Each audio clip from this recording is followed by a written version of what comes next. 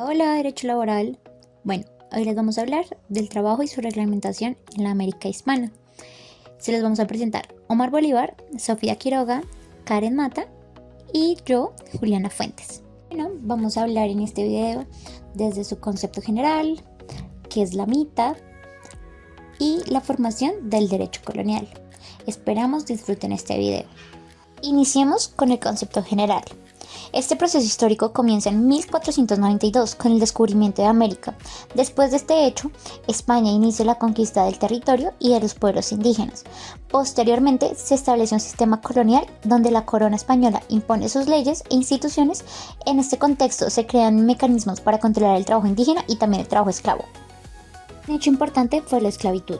Durante la colonización existieron diferentes formas de esclavitud, que aunque las leyes prohibían esclavizar indígenas, muchas veces estas normas no se cumplían, y algunos pueblos eran considerados enemigos o caribes para justificar su esclavización. Con el tiempo, debido a la disminución de la población indígena, los colonizadores comenzaron a traer personas esclavizadas desde África, lo que dio origen a la trata de esclavos africanos en América. El mercado de esclavos en Cartagena. En Cartagena de India se desarrolló uno de los mercados de esclavos más importantes de América.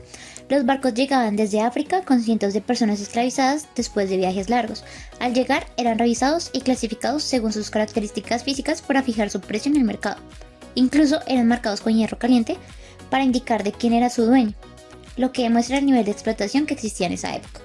En la época colonial existieron leyes que regulaban la vida de los esclavos. Estas normas eran muy estrictas y buscaban controlar completamente a las personas esclavizadas. Por ejemplo, se les marcaba con hierro para identificar a sus dueños y podían recibir castigos si no obedecían.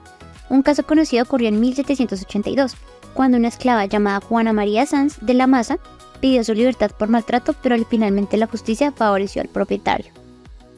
Bueno, el repartimiento fue un sistema laboral colonial del Imperio Español, en el que las autoridades repartían grupos de indígenas para trabajar temporalmente para los colonizadores. Los indígenas trabajaban por periodos cortos en actividades como agricultura, ganadería, obras públicas y minas, y recibían un pago mínimo que muchas veces no se respetaba. Bueno, los depósitos de indios fueron lugares creados durante la colonización del Imperio Español, donde se reunía temporalmente a los indígenas para controlarlos y asignarlos a trabajos. También servían para registrar a la población indígena y distribuir trabajadores a diferentes actividades económicas, aplicando sistemas como repartimiento y mitad. Bueno, la encomienda fue una institución económica y social del Imperio Español durante la colonización de América, y consistía en que la corona entregaba a un colono llamado encomendero el derecho de recibir tributo y trabajo de un grupo de indígenas. La mitad fue un sistema de trabajo obligatorio aplicado en el Virreinato del Perú. Estaba inspirado en una forma de trabajo comunitario del Imperio Inca, pero los españoles lo adaptaron para la economía colonial. Las comunidades indígenas debían enviar trabajadores a las minas, especialmente a Potosí. Los turnos duraban meses o hasta un año y recibían un pequeño salario, pero las condiciones de trabajo eran muy duras. La naboria se puede definir como el sistema de servidumbre doméstica donde el indígena vivía en la casa del español. Y la pongaje es el servicio gratuito y obligatorio que el indígena realizaba para el asentamiento a cambio de vivir en la tierra sin recibir una verdadera remuneración. Los resguardos tenían como propósito proteger a los indígenas para que no se extinguieran por los abusos de los españoles. Necesitaban su mano de obra y sus impuestos. Por otro lado, necesitaban agruparlos en una sola zona para que no se mezclaran las razas. Tenían también organización de tierras, donde pues en unas cultivaban, en otras vivían y en otras zonas eran comunes.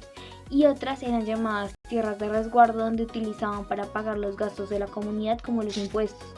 Los obispos y primeros humanistas tenían como propósito redefinir el estatus jurídico y la moral del indígena, afirmar que tenían alma y capacidad de raciocinio. Gracias a esta presión, en 1537 el Papa Paulo III declaró a los indígenas que eran verdaderos hombres. Las leyes nuevas protegen y regulaban el trabajo y evitan el exterminio del trabajador. Las leyes nuevas de 1542 prohibieron la esclavitud indígena. Se les exigió pago obligatorio en moneda y descanso a los trabajadores. Gracias a esto también había un abogado encargado de defender a los indios ante abusos de los españoles. Ahora voy a hablar sobre algunas normas importantes que regularon el trabajo indígena durante esta época colonial. Primero llegaron las leyes de Burgos de 1512, que fueron el primer intento que tuvo la corona española para regular el trabajo de los indígenas en América. Estas leyes buscaban organizar el sistema de encomienda y establecer ciertas obligaciones para los colonizadores, como garantizar las condiciones mínimas de vida y la evangelización de los indígenas.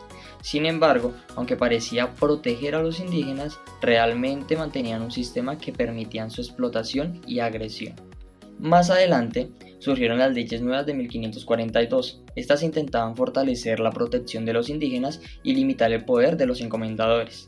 Estas reformas estuvieron influenciadas por debates en España que impulsaron defensores de pueblos indígenas como Bartolomé de las Casas. Entre sus medidas principales estaba reconocer a los indígenas como personas libres, prohibir su esclavización y limitar la herencia de encomiendas, aunque muchas de estas normas realmente nunca se aplicaron completamente. Con el tiempo también se fue formando el derecho colonial. Este fue formado después de la conquista española. Al principio se aplicaban las leyes de Castilla, pero con el tiempo la corona creó normas especiales para regular la administración, la propiedad de tierra y el trabajo indígena de los territorios americanos.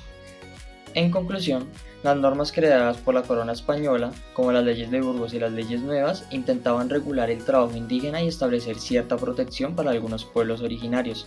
Sin embargo, aunque la ley se reconocía a los indígenas como personas libres y se buscaba limitar estos abusos, en la práctica muchas de estas normas nunca se cumplieron. Por eso, la regulación del trabajo en la América colonial muestra una gran contradicción entre lo que establecía la ley y lo que realmente pasaba.